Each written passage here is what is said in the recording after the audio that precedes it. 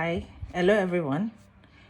So today, we're going to be discussing a very cogent matter. There's a crisis. What crisis? Accommodation crisis in the UK. Yes, here in the UK. Serious accommodation crisis. As in, it's so worse. The pressure is getting worse. The pressure is getting worse. This thing I'm smiling about is making some people cry. Anyways, straight to the point. It's just like an advice, general advice for people that are still planning to migrate into the UK. There's an accommodation crisis. People are finding it so difficult to get somewhere to stay, especially people that are coming in with their family. It's very tedious getting an accommodation. As you all know, the influx of people coming into the UK now, compared to maybe 2, 3, 4 years ago, has doubled. What am I saying? Tripled. In fact, 5-fold. If there's any English as such, it's increased tremendously. Like the number of work visas is over 250,000 this year alone. The number of student visa is close to 500,000 alone in just this 2022. And the number of student visa issued this year alone is 71% more than what was issued in the last 2 or 3 years. So this influx of people coming in is causing the pressure of accommodation to be getting worse. As in worse. People are becoming nearly homeless, having nowhere to stay. So we all know UK comprised of 4 countries. The Scotland, England, Northern Ireland, and Wales. These 4 countries make up the United Kingdom. For those that don't know, I'm sure many people know about this. Even at that, the United Kingdom in general is still small. Compared to even Nigeria, where I come from, or other African countries, it's quite small. Even for the fact that there are 4 countries that made up the United Kingdom. If you want to compare United Kingdom to America now, USA. Do you know USA is 40 times bigger than the United Kingdom? So what am I driving at? The United Kingdom is very small. So to accommodate the influx of people coming in is becoming a crisis. As in, people are not getting where to stay. For example, I got a call from one of my church members that she needs somewhere urgently for someone. These people were homeless. They came into the country with their, I think, 2 or 3-year-old child. They booked an Airbnb. If for those that don't know, an Airbnb is just like a shortless apartment where you can stay for a period of time before you get your own accommodation. So they stayed there. They only paid for 2 days. I don't know, because if you are coming only for it, I'm not blaming them really, but if you are coming somewhere and you don't really know someone, well, let me just go straight to bed. They rented this Airbnb for just 2 days because that is all they could afford. Airbnbs are also expensive. Inflation is gradually rising and everybody's feeling it. So the cost of even an Airbnb is even increasing. So they got this Airbnb, stayed there for 2 days, and they didn't have any money to pay again, and they had to leave. Nowhere to go. They had nowhere to go. They had to be calling people back from their country. Like, do you know anybody in the UK? Do you know where we can stay? I know somewhere here. I know. They came into another country, city entirely for the schooling. So imagine you come into, for example, you are in Cardiff, and then you don't know anybody in Cardiff. Then someone helps you to know someone in England. How will you do it? Will you move to England and if you don't know, most people they can't escort people in their houses. There are rules and regulations there, and even if they do, it's going to be very uncomfortable because houses here in the UK, well, some are big. I'm not saying there are some houses that are not big, or depending on where you stay. Maybe Northern Ireland and all those stuffs might have bigger, but me, where I stay, there are big houses there too, but most houses are just small. As in, your rooms is just like you put one 2x2 bed and put your whatever and just your stuffs alone for only you. and it's just like 2 bedroom, 3 bedroom, and it's just for your own family. Now imagine bringing a whole family to live with you. It's really going to be very uncomfortable. So most people will not even do that, because even if you house people or accommodate people, your energy bills will increase and all the stuff like that, things like that. So they were practically homeless, nowhere to go. I had another couple too that paid for Airbnb for 2 good weeks, and the Airbnb had to tell them to leave, because they could not extend, because if you book an Airbnb and you book it for 2 weeks and then you want to extend it, because most times people book this Airbnb and like they've already calculated when you are leaving, and they've already booked another person in for that time, so you cannot even extend it. So they had to go, because there was no they could not extend it, because those ones had booked the rooms for other people, because they didn't tell them they were going to stay that long. So they had to leave, pack their bags with 3 kids, and oh my god, it's very depressing.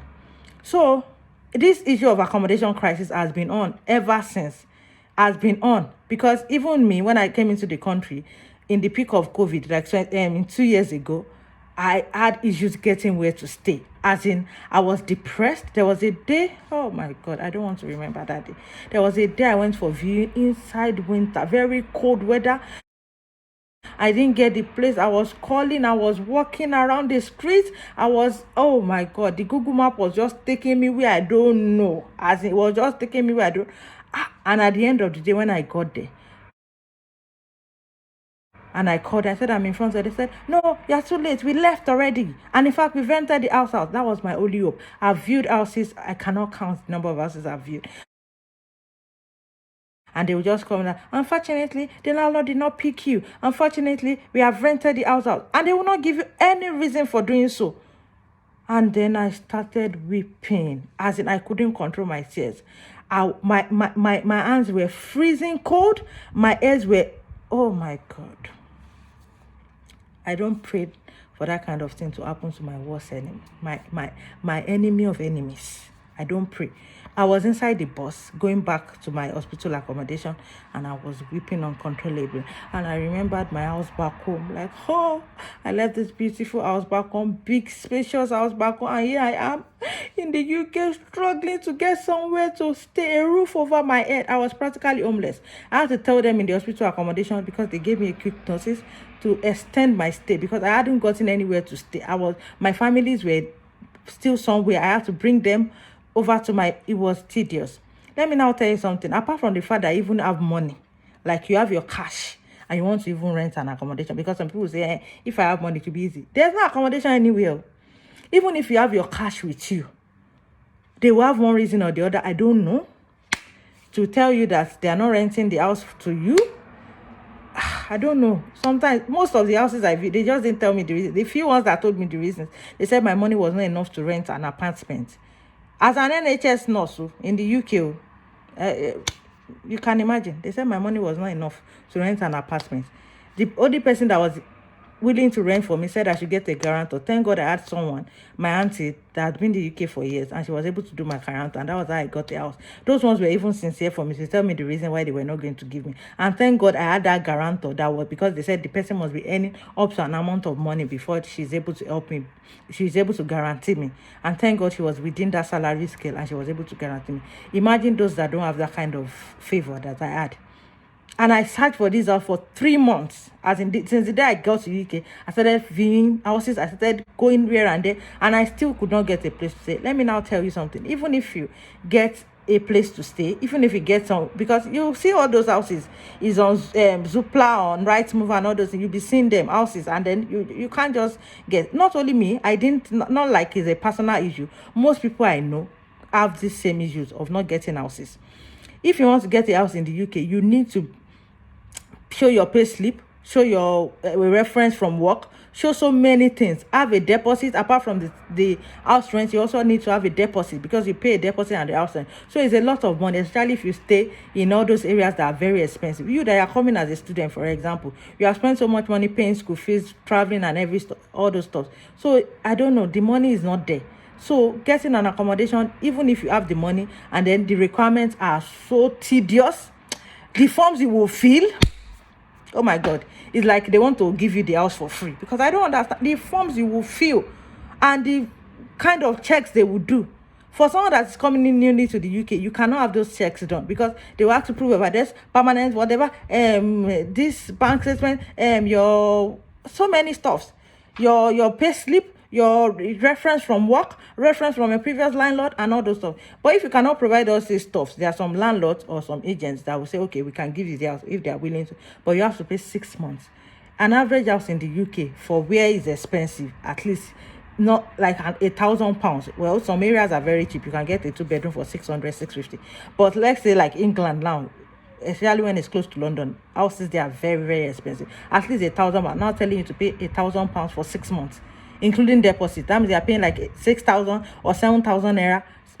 What is naira? Pounds to for an accommodation 6 months. Some people ask for 6 months. If some people are very lucky enough, they can ask them for 3 months accommodation. It's a lot of money. Where will you get that? You have school fees to pay. You have brought your family. So to cut the long story short, this is just an advice that please, if you know you have families, please, if you can, I know it's not easy to leave them back home, but it's very mentally draining, physically stressful, emotionally, I don't know the English to use, for you getting a house in the UK. Please, now that people are now coming in, imagine what I went through 2 years ago when the influx was not this much. Now that it's even this much, imagine what people are going through. I've had so many people calling me, can you help me get an accommodation? It's tedious, it's draining. I'm not trying to discourage you. I would just advise you that if you can come alone on your own first, because nobody is ready to house you in. You might not really get, if you are believing that somebody will house me, and some people can even disappoint you. Don't trust anybody. I would advise you, please come in first on your own, struggle on your own to get a house, and then bring your family in. I know everybody wants to leave the country. The country is hard and everything, but if you can do the family visa together. Everybody has their visas already, so no cause to alarm that they can deny me, or maybe they won't give my family. At least you have 3 months on your visa to leave your home country. So get that visa, and then you come over first. Maybe the student or the principal applicant or whoever, come over first, struggle to get an accommodation, and then you can now call for your family for them to come in. Then you have your mental health in check, because it can really be draining. What I passed through, I won't wait for my worst enemy. Now the pressure is getting worse. That's just my tiny advice for you. Please come on your own, seek for accommodation, meet the requirements, and then call your family to come to you, and then you would then be okay in that sense. That is if you even get as soon as you want to. Okay, that's just an advice, please, because the way people are calling and saying I'm getting homeless these days, it's getting alarming. Even Airbnbs are getting filled up. That you even have money to book Airbnb, you will not even be able to get one. Like a university in Scotland recently told their students that they are giving student visas to that, please, there's an accommodation crisis. We would advise you not to come with your family. They wrote it strictly in their letter, because we will not be responsible for your accommodation or that of your family. Make sure you secure an accommodation first. And now, another bad news that just recently came in is that they said they might even have to be reducing the number of student visas and the number of work visas they are issuing, so that this pressure can reduce. So if you are still planning to move or come into the UK, please do it as fast as you can before the government makes other rules or regulations that might not be favorable to you.